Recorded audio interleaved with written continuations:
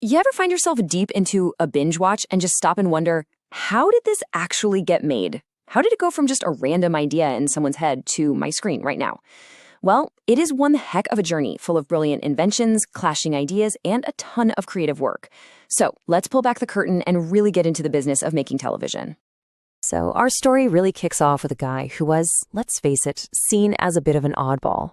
His name was John Logie Baird, and he's one of the great pioneers of television.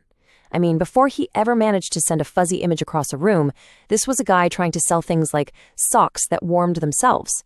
But behind that quirky inventor vibe was a true showman, someone who was completely and utterly obsessed with one single idea: making television real. But Baird's story, it's not just some dusty old history lesson. Nope. It's actually the perfect metaphor for the entire television industry. It's this world of constant, dizzying technological change where if you stand still for even a second, you're going to get left in the dust. And the thing is, Baird's progress was just incredibly fast. I mean, in just a handful of years, he goes from little experiments to beaming pictures all the way across the Atlantic Ocean. But here's the kicker. While he was grabbing all the headlines, something else was quietly happening in the background. A patent was filed for a totally different electronic TV system. So what you're seeing here are basically two technological waves rising at the exact same time, heading for a massive collision. And you've got to understand, this wasn't just about competing gadgets. Baird was so laser-focused on perfecting his mechanical system, this wild contraption of spinning discs and wires, that he was totally blind to the electronic revolution that was happening right next to him.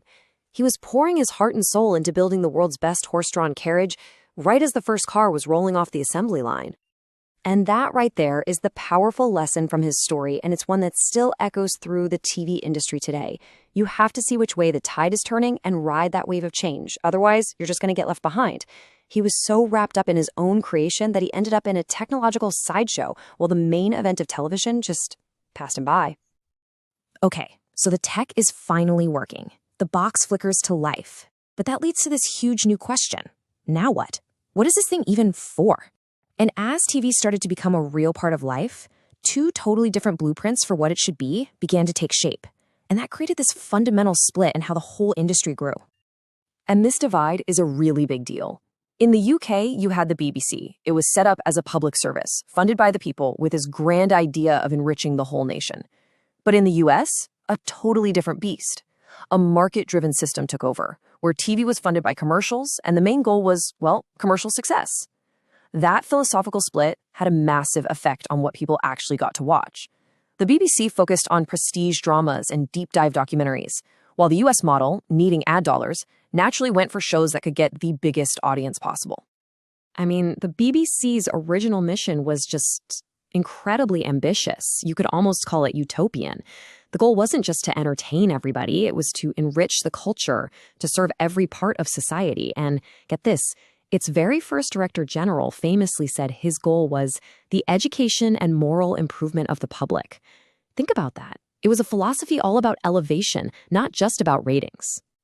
So remember that wave of change that totally swamped John Logie Baird's mechanical system? Well, another, even bigger one was on the horizon. And this one was coming for both the public service and the commercial models. The digital revolution was here, and the internet was about to completely change the relationship we have with our screens. And here's the core difference, right? Television is something that's delivered to you. It comes at you. You sit back on the couch and you just receive it. But the internet is something you access. You lean in, you click, you search. You're in the driver's seat. We went from being passive viewers to active users. We went from being couch potatoes to being content hunters. This huge shift from being passive to being active, it sparked some pretty radical ideas, like this concept called peer casting. The idea was revolutionary. What if we, the audience, could just make and share our own shows and completely bypass the big traditional networks? I mean, think about it. It's basically the same idea as Napster, but for television. Okay, so we've looked at the huge technological and philosophical shifts that have shaped TV. But in the middle of all that change, how does a single show, your favorite one, actually go from being a tiny little idea to a finished series? Let's zoom right in on that creative journey, from the first sentence to the first day on location. Every single show starts with a script, and believe me, it is a true gauntlet. An idea first gets boiled down into a single, powerful paragraph. That's the logline. Then that gets expanded into a detailed outline.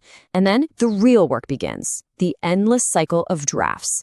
It is not at all unusual for a script to be torn apart and rebuilt 10 or more times before it's finally ready for the cameras to roll. It's just relentless. So once you finally have that script, you need a small army to bring it to life. And just look at the camera department for a typical drama. The director of photography, the DOP, they're like the visual architect of the whole show. But they lean on a whole team of specialists, like the focus puller, whose entire job is this high-pressure dance to keep the image perfectly sharp, sometimes down to the millimeter. Every single person is a crucial piece of a very complex, very collaborative machine. All right, so you've got your brilliant creative vision, you've got your talented crew ready to go, but at the end of the day, every single production is run by two forces you just can't escape: the money that pays for it all and the rules you have to follow. In television, money really does make the world go round. A lot of the time, a show gets its funding through something called a pre-sale. That just means they sell the rights to broadcast it in different countries before it's even been filmed. And when you're taking money from private investors, you have to remember one crucial thing. They're not funding art, they're funding an asset. They need to be convinced that your cool creative idea has a solid business plan for turning a profit. And then, of course, there's the law. And this is a big one that a lot of people get wrong. Copyright does not protect an idea. There was a famous court case with a talent show called Opportunity Knocks, and the ruling was that you can't copyright the format for a talent show. What you can copyright is the specific, written-down script, the unique dialogue, the specific scenes. It protects the form of expression, not the general concept. Which brings us right back to where we started. In a way, from John Logie Baird, the lone inventor in his lab, to this massive global industry, to the rise of the internet and these wild ideas like peercasting. Well, today, the technology to create and distribute video is literally in all of our hands. So the big question for the future is, are we all broadcasters now? And what does that mean for the next great wave of television?